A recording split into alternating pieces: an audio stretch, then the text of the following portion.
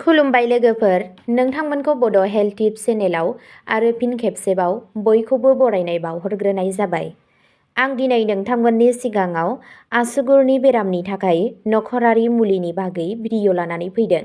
आसा खालामो नोंथांमोना भिडिअखौ नायना मोजां मोनगोन। फैदो दानिया भिडिअखौ जागायदिनि।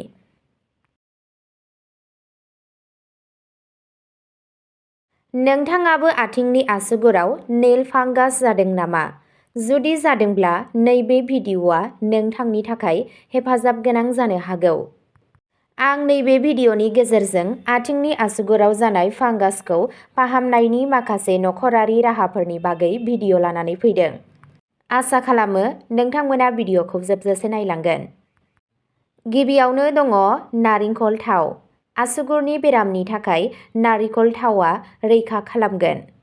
नारिखल थावआव एन्टिफांगाल गुन थायो, बेनिखायनो नारिखल थावखौ बाहायनाया आसुगुरखौ फांगासनिफ्राय रैखा खालामनायाव मदद होनो हागौ आरो जुदि नोंथांनाव नेल फांगास दंब्ला नोंथाङा बेखौ नख'रारि मुलि महरैबो बाहायनो हायो। नारिखल थावनि माखासे थरथिंफोरखौ आसुगुराव फुननानै दोन। बे बिखान्थिखौ सानसेयाव 2 निफ्राय 3 खेब खालाम। नैथियाव दङ टि ट्री अइल एबा साहा बिफांनि थाव। साहा बिफांनि थावआव एन्टिफांगाल गुन थायो। साहा बिफांनि थावआव एन्टिफांगाल गुन थानायनि थाखाय आसुगुरनि फांगासखौ होबथानायाव मदद खालामो। एसे नारिखल थावआव 3 थरथिं साहा बिलाइनि एबा टि ट्री अइलखौ गलायना खुननि हेफाजाबजों आसुगुराव फुनना ला, उनाव गोरान जानो हो। बे बिखान्थिखौ सानसेयाव खेबनै खालामफिन जेब्लासिम नोंथांनि आसुगुरनि फांगासआ आबुङै गाहाम जाया। थामथियाव दङ अजनाइज्ड सानफ्लावार थाव।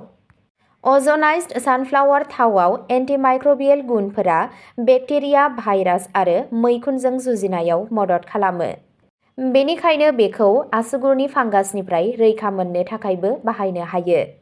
आसुगुराव अजनाइज्ड सानफ्लावार थावनि माखासे थरथिंफोर फुननानै बेखौ खुनजों खाथबनानै ला।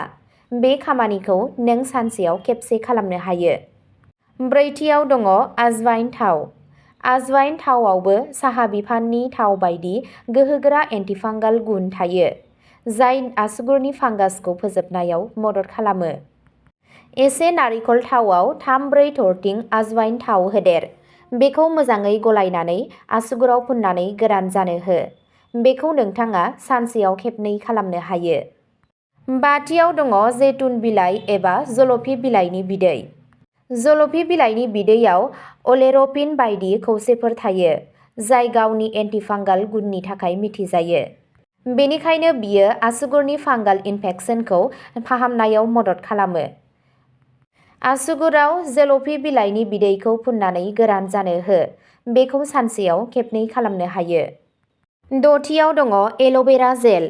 एल'भेरा जेलआ मैखुनजों नाख्रेबजानाय आसुगुरफोरखौ फाहामनायाव मदद खालामो। बेनि एन्टिफांगाल आरो एन्टिमाइक्रबियेल गुनफोरा आसुगुरफोराव मैखुन गोसारनायखौ होबथानो आरो सन्देरनायजों जुजिनायाव मदद खालामो। आसुगुराव थाजा एल'भेरा जेल लगायना 20 मिनिटनि उनाव सुनानै ला। बे बिखान्थिखौ सानसेयाव 1 निफ्राय 2 खेब खालाम। स्निथियाव दङ भिक्स बेबराब। भिक्स बेबराबआ नेल फांगासखौ फाहामनायनि थाखायबो गोबां गोहोम गोनां। बेयाव थानाय मेन्थल कम्पाउन्डआ अनियमाइक'सिसनि लैखोनफोरखौ खमायनायाव मदद खालामनो हागौ। आसुगुरखौ हानानै सुनानै ला आरो आबुङै रानखांनायनि उनाव आसुगुरनि सोरगिदिं भिक्स बेबराब लगाय। बेखौ खुनजों फाननानै आरो माखासे घन्टानि थाखाय बेबादिनो दोन।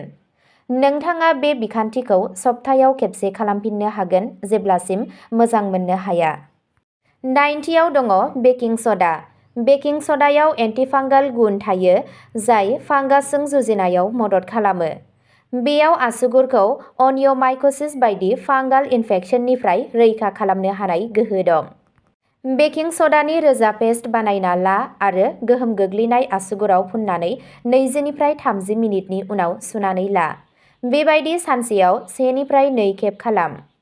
गुथियाव दङ भिनेगार। भिनेगारखौ आथिंखौ साफा खालामनो आरो आथिंनि आसुगुर फांगासनिफ्राय रैखा मोननो थाखाय बाहायनो हायो।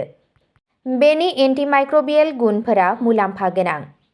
मोनसे फिसा टाबआव खावसे काप भिनेगार आरो 3 काप दै होदेर आरो गावनि आथिंखौ खमैबो 20 मिनिटनि थाखाय सोमना दोन। बे बिखान्थिखौ सानसेयाव खेबसे खालामनो हायो। जेथियाव दङ सामब्राम गुफुर। सामब्राम गुफुराव एलिसिन मुंनि मोनसे यौगिक थायो। बे कम्पाउन्डआव एन्टिफांगाल गुन दं आरो बेयो एन्टिफांगाल मुलि बायदि खामानि मावो।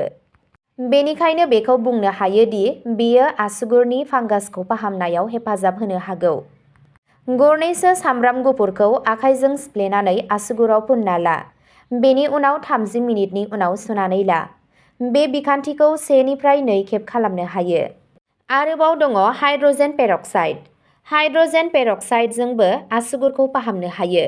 बेयाव थानाय एन्टिफांगाल गुनफोरा आसुगुर फांगासनिफ्राय उदां जानायाव मदद खालामो।